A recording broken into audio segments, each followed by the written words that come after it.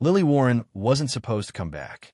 3 years after vanishing without a trace from a small-town diner, she walked through its door again, alive, unchanged, and carrying a silence that felt colder than death.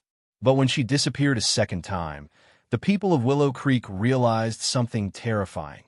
Whatever had returned wearing Lily's face was never really her. In the quiet town of Willow Creek, mornings began slowly, with mist drifting down from the hills and the faint chime of the church bell echoing through empty streets. Mason's Diner sat right in the center of town, its red neon sign flickering to life just before sunrise. It was the kind of place where everyone knew each other's names, where gossip traveled faster than the coffee poured. And for nearly 5 years, no one was more familiar there than Lily Warren, the young waitress whose warm smile and steady hands made her a favorite among locals. She was known for her gentle voice, her habit of humming while she worked, and her uncanny ability to remember every customer's order, no matter how complicated. Lily's life seemed ordinary, yet behind her calm expression, there was something private and unreachable. She had returned to Willow Creek 2 years earlier after spending time in another city. When asked why she came back, she only said she needed peace. The regulars at Mason's Diner didn't ask questions. They simply welcomed her home and carried on with their routines. For Lily, life found a comforting rhythm. Mornings filled with the hiss of the coffee machine, afternoons with laughter and chatter, and evenings with quiet walks to her small apartment 2 blocks away. But on one foggy November morning, that rhythm shattered. Lily never showed up for her shift. At first, her coworkers thought she was running late, which wasn't like her, but not impossible. By mid-morning, her manager called her phone several times. No answer. Concern turned to worry when her car was found parked neatly behind the diner, unlocked, with the keys still dangling in the ignition. Her neatly folded uniform rested on the passenger seat, as if she had changed clothes before vanishing. The police were called, and within hours, the diner's parking lot became the center of the small town's attention. Officers searched the car and surrounding area. There were no signs of struggle, no torn clothing, no blood. Only one odd detail stood out: a faint smear of dried mud along the driver's side door, as though someone with dirty hands had touched it recently. That was the only clue they found. Lily's apartment was in perfect order. Nothing missing, no sign of forced entry. Her phone remained on the kitchen table, fully charged. It was as if she had stepped out of her life and disappeared into thin air. Search teams combed the nearby woods, rivers, and fields for days. Helicopters scanned the area, and volunteers carried flashlights into the night, calling her name into the fog. Nothing turned up. The story made its way into local newspapers, described as the vanishing of Lily Warren. Detectives interviewed everyone who had seen her last, but no one had noticed anything unusual. Slowly, the search faded, the headlines grew smaller, and the town tried to move on. Mason's Diner reopened its doors, though a quiet sadness lingered. Her favorite booth remained empty, her laughter replaced by silence. Lily Warren was gone, and no one in Willow Creek would ever forget the morning she vanished. 3 years passed before anyone in Willow Creek spoke Lily Warren's name without hesitation. Time had dulled the initial shock, but her disappearance remained an open wound the town had learned to live with. The diner had changed since then. New waitresses came and went, the neon sign flickered less brightly, and the morning crowd grew smaller. People said it just didn't feel the same anymore. Then, on a rainy Thursday morning, the bell above the diner's door jingled, and everything stopped.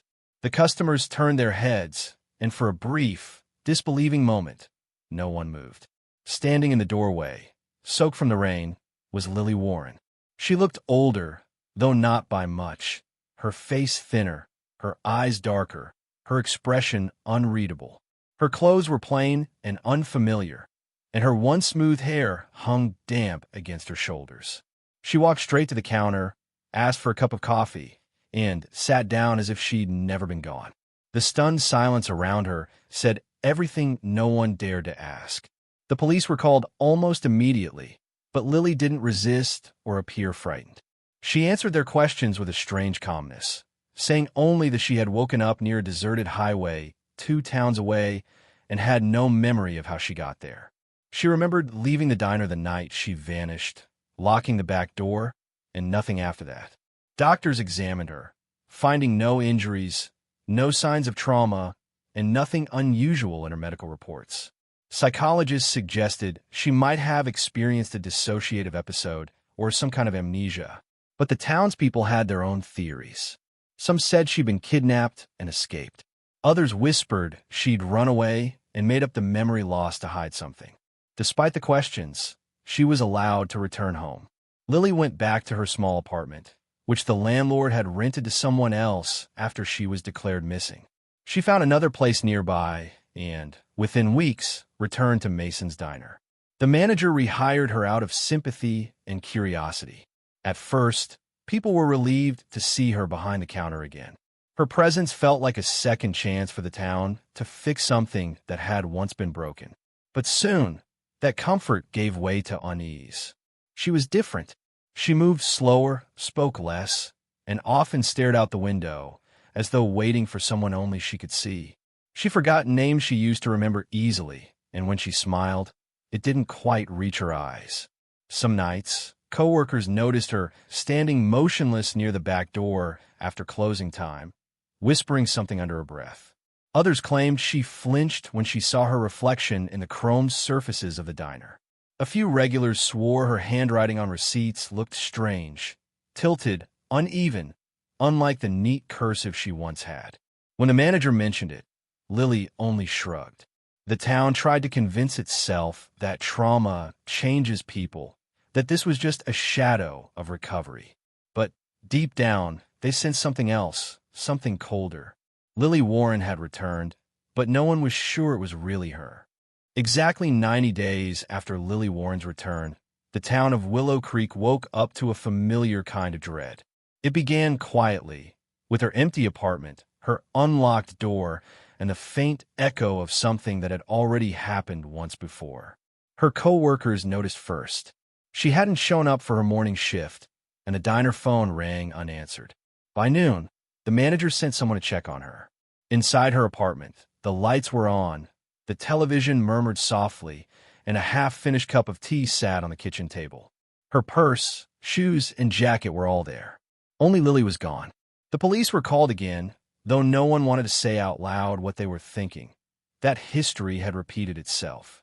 This time, investigators searched more aggressively. They retraced her steps, questioned the people she worked with, and combed through security footage from nearby stores.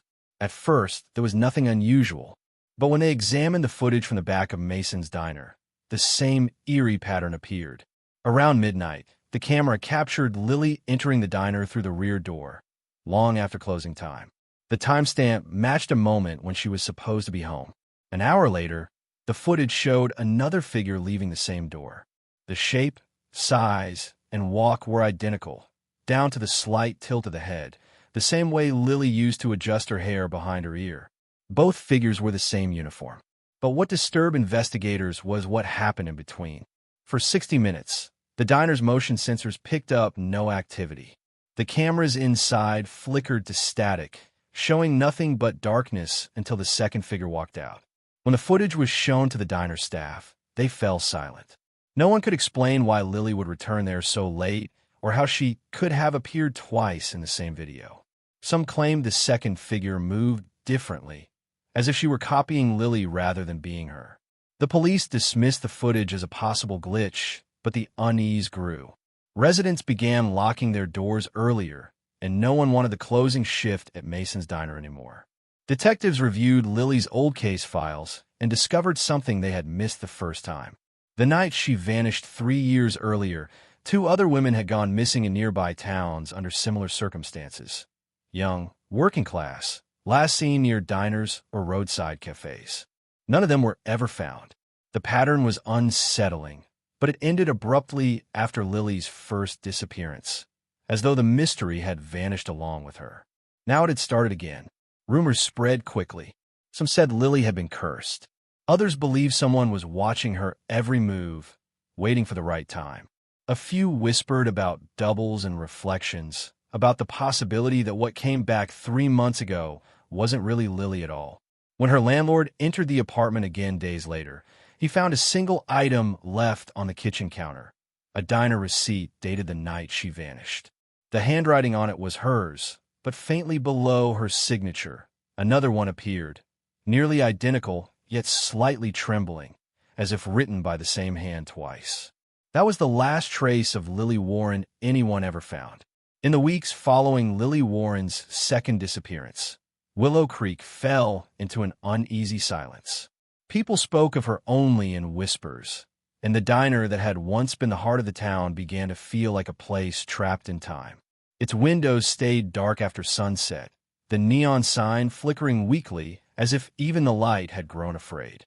Investigators came and went, reopening files, interviewing anyone who had known her, but every answer led to another dead end.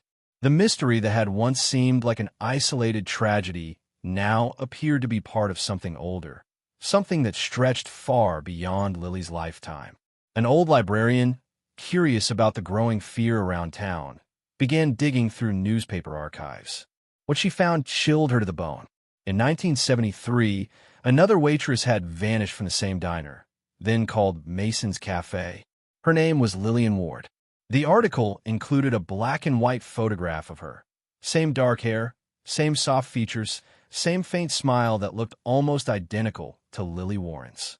According to the records, Lillian had been 27, the exact same age as Lily when she disappeared. No trace of her was ever found either. When the librarian shared the story, it spread like wildfire. People started connecting dots that perhaps weren't meant to be connected. Old residents came forward, recalling details they had buried in memory. One man remembered working the night shift at the diner in the 70s and swore he had seen Lillian the night after she vanished, standing by the back door, expressionless, before fading into the darkness. Another claimed there had been a waitress missing in the 1950s too, though no record of her name could be found. The town grew restless, haunted by its own history. Mason's Diner became a place few dared to visit after dark. The smell of coffee and pie was replaced by an air of suspicion and dread. Even the owner admitted hearing strange noises after closing, footsteps in the hallway, the faint clinking of cups though the place was empty. At times, he said, the lights flickered in the kitchen, and when he checked, a coffee pot would be left half full and steaming, as if someone had just poured it moments before. Detective Monroe, the lead investigator, spent days poring over maps, timelines, and photographs. He noticed something odd in the old crime scene images. Each missing waitress had lived within 3 blocks of the diner. Each disappearance had happened within the first frost of winter. The cycles seemed deliberate, almost ritualistic. He began to suspect the town itself was part of the story, as though Willow Creek carried a curse it could never shake. When Monroe presented his findings to the town council, they dismissed him.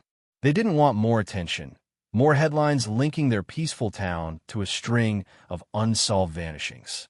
But late that night, Monroe drove to the diner and stood outside beneath the humming neon light. Through the window, he swore he saw movement, a woman cleaning the counter, her face pale and familiar. When he entered, the diner was empty, the door still locked from the outside. Only the faint scent of Lily's perfume lingered in the air. The town of Willow Creek didn't sleep that night. For the first time, no one questioned whether Lily Warren was truly gone. They only wondered who, or what, had come back in her place. A year after Lily Warren's second disappearance, the story had faded into a ghost of conversation, mentioned only when the wind howled down Main Street or when Mason's Diner lights flickered without reason. The diner stood closed most nights now, the owner too uneasy to stay after dark. Dust gathered on the booths, the coffee machine sat cold, and the once bright neon sign blinked weakly, as if it too was struggling to survive the passing years.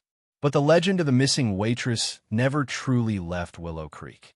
When a young woman named Emma Rhodes arrived in town looking for work, she didn't believe the stories. She had moved from the city, hoping for peace and simplicity. Mason's Diner was hiring part-time help, and though the owner hesitated, he eventually gave her the job. Emma was cheerful, polite, and quick to learn. Within weeks, the locals grew to like her, Even if a few couldn't help but notice that she looked faintly like Lily, a coincidence they tried not to think about. For a while, everything seemed normal. The diner reopened on a limited schedule, and Emma often stayed late to clean and close up. She said she didn't mind being alone. The quiet helped her think. But soon, strange things began happening again. The back door sometimes stood open in the mornings, though she swore she had locked it. Dishes clinked softly from the kitchen after closing, and the coffee machine would hum to life on its own. Once, the owner found a half-written receipt on the counter dated the night before. The name signed on it was Lily Warren. Emma brushed off the oddities at first, telling herself the place was just old, full of creaks and quirks. Yet she began to feel watched, especially when wiping down the front windows. She said she'd catch a reflection behind her, just a blur, a movement too fast to identify. Some nights, she left early, pretending she had forgotten something at home, but no one ever noticed the unease that followed her out the door. Then came the night she didn't come home at all. The owner arrived the next morning to find the lights still on and the scent of coffee in the air. Chairs were stacked neatly, the till balanced, and Emma's jacket hung on the rack. The only sign of life was a faint smear of mud on the floor near the back door. When police reviewed the diner's security footage, they found something that made their blood run cold. At 3:14 a.m., Emma was seen cleaning the counter, humming softly. In the reflection of the window beside her, another woman stood just behind her shoulder, a woman in the same uniform, with long dark hair and an unmistakable face. The reflection smiled, though Emma did not move or seem to notice. Seconds later, the camera glitched, the image distorted, and then went black. The timestamp froze there, the final moment anyone ever saw Emma Rhodes. Investigators searched the building from top to bottom, but she was gone. No struggle, no footprints, no sign of exit. The door remained locked from the inside. When the owner tried to reopen the diner again, he found a neon sign with no longer light. Eventually, Mason's diner was boarded up and left to decay, its windows coated with dust, its interior frozen in silence. But truck drivers passing through on late nights still reported seeing a faint glow from inside. A figure standing at the counter, polishing a cup, her face hidden in shadow. Some say it's Lily. Others whisper it's Emma. Either way, everyone in Willow Creek agrees on one thing. The waitress who vanished twice was never truly gone. She was just waiting for someone else to take her place.